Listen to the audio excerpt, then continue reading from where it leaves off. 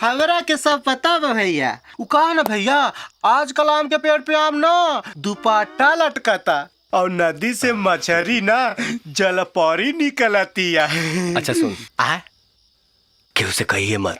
ठीक बा, बाकी हमरो एगो शर्त बा। कैसन शर्त रे? बाबूजी से कह के हमरे बियाह के बात करी नू।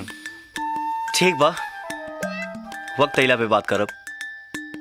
अच्छा एक बात बताओ, शीतल कैसन लागेली?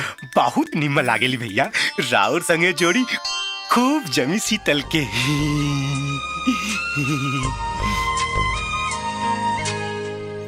तो सूरज के बारे में सोचा तारू? ना ना दीदी, वो दरअसल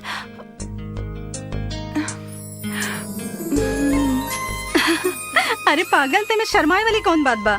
तू सूरज के पसंद करेलू ना? और सूरज वो भी हमरा के चाहेलन। माई हम जाता नहीं। हाँ? अरे सूरज, बैग उठा के कहाँ चल देला? दोस्त के ब्याह में जाता नहीं। हम आई नहीं और तू जाता रहा। चला बैग अंदर रखा। ना भैया, जाए दाम के नहीं तब दोस्त नाराज हो जाए। और बस 3-4 दिन के तबाद बा। ठीक बा भाई, जा। खुश रहा। खुश रहा। खुश रहा। अच्छा बेटा, हाथ मुंह धो के नाश्ता अरे काका काकी प्रणाम। अरे प्रणाम। खुश रहिए बैठी मास्टर बैठी। अरे अगर हम गलत ना है तो ये अजय है ना? अरे हाँ, सही पहचान ले। अरे सुनली है कि तू डॉक्टर बन गिला? हाँ भैया, प्रणाम। इनका पिता जितना बड़ा वैद रहना, अरे उनका बेटा डॉक्टर ना बनी तो क्या बनी? मास्टर, अजय का पोस्टिंग यही अपने ब्लॉक के सरकारी अस्पताल में भइल बा। अरे वाह, दवाई तो मिली ना फ्री में? अरे मिली भैया, मिली। अरे काका, रहुआ से मेरे को जरूरी बात करा लेनी है। हाँ हाँ बोला। काकी रहुआ भी सुनी। सूरज के ब्याह के बारे में क्या सोचली है? अरे भाई, हमनी के सोचले से का होई? सूरज अब ब्याह करे लिए तैयार ही नहीं खे। अरे सूरज तो मान जाइए, रहुआ लो तो तैयार हो जाई। लड़की कैसन बिया भैया? अरे हमार साली शीतल। शीतल लड़की तो अच्छी बिया। हाँ बाबूजी, सूरज भैया के शीतल पसंद बानी। सच्ची सूरज और शीतल के जोड़ी खूब जमी काका। समझ गई नहीं मास्टर, समझ गई नहीं। भाई लड़की लड़का एक दूसरे के पसंद करत बा, हमरा का एतराज हो सकेला? हाँ। काकी रहुआ का विचार बा? ऐसन सुंदर और सुशील लड़की घरे आई ता ऐसे बड़ खुशी और का हुई? ले मास्टर, अब का चिंता बा? भाई लड़का के लड़की पसंद आवे, उससे ज्यादा सास के बहू पसंद आवे, वो ज्यादा जरूरी। अरे भाई, हम तो पंडित जी से कह दे कि सास और बहू का कुंडली मिला। अरे इनकार कैसे कर देता है? अरे लाखों में एक बा हमार साली शीतल।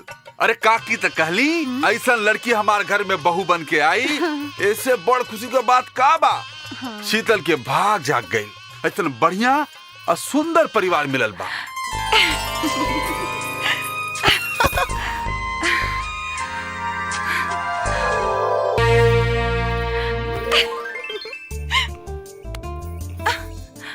तू यहाँ?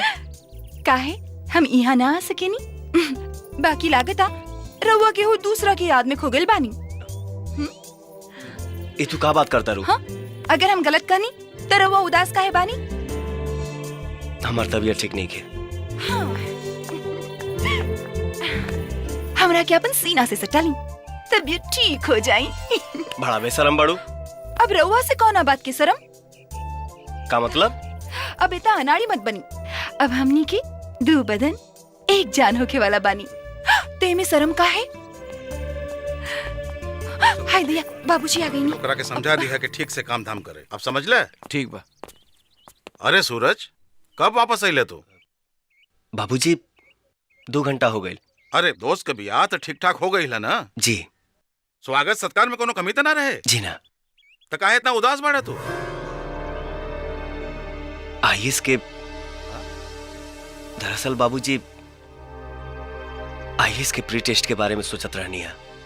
3 महीना बाद होगी। मन लगा के पढ़ाई करे, सफलता जरूर मिली। टेंशन मत ले। मेहनत करा, मेहनत। अरे तनी हम गरीब पर भी नजर डाल दे शीतल रानी। कहा कहला हमार विक्की राजा। ए सुन सारे, शीतल हमरा के राजा कहता नहीं। आय हाय देखला हमार उस्ताद तो गल के गोबर हो गइलन। चुप कर। तू हम का कहत रहनी है, ये तेरे बिजली गिरा के जइबू तो हम कैसे रहब हो हमार रानी? तो चुल्लू भर पानी में डूब के मर जा। और खबरदार जे आज के बाद हमरा से उल्टी सीधी बात कइला तो ई चप्पल से तोहार मुंह लाल कर दे। पाखंडी, पापी, लुच्चा, लवंगा। चुप सारे।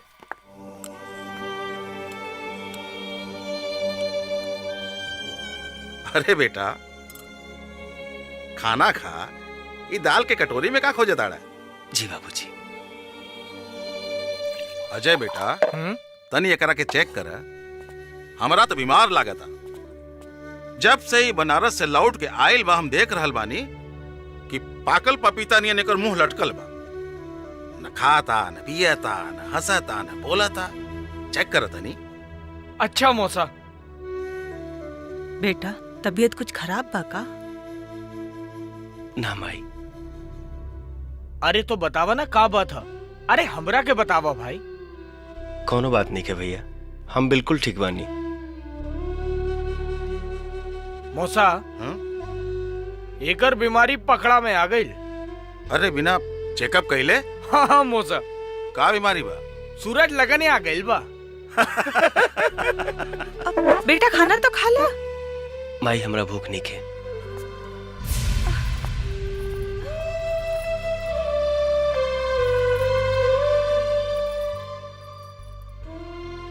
का बात है बेटा? कुछ बात नहीं के माई। झूठ मत बोला। तोहर ई हंसी तोहरा चेहरा के साथ ना दे रहल बा। हम देखा तानी तू कुछ दिन से बहुत परेशान बाड़ा। बतावा का बात है? हम सच कहता नहीं माई, कोनो बात नहीं के। ना बेटा कुछ बात तो जरूर बा। हम तोहार महतारी हैं, हमरा से तोहार दुख ना छुपी। बतावा बेटा, तोहरा के हमार क्रिया। माई बेटा सुख बटला से बढ़ेला और दुख कम होला। बतावा। माई हम हाँ बेटा माई हम बोला। बनारस गइल रहली ना दोस्त के ब्याहे में, और वहाँ ठाकुर साहब रउआ ब्याहे खातिर दुल्हा जी के मंडप में लेके चली। हाँ महादेव जी जल्दी करी, 10 बजे के शादी रहल, 11 बज गइल बा। जी हाँ पंडित जी, अभी 11 बजल बा, फिर 12 बजी, फिर 1 बजी।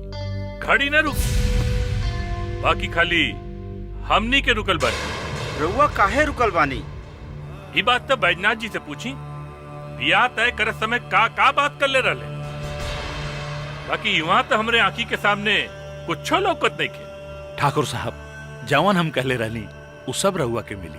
अरे भाई जब देब तब्बे मिली नू। समझी जी। 1 मिनट, अभी हमरा के समझी मत कहीं।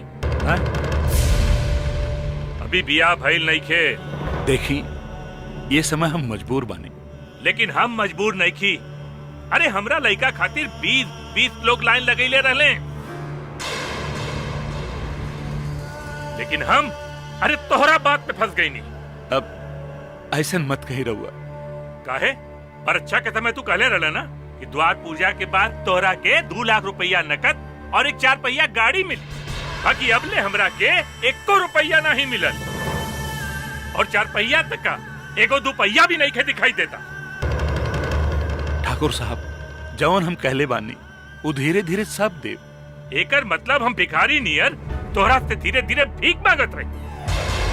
पहले वाले को लगता है कि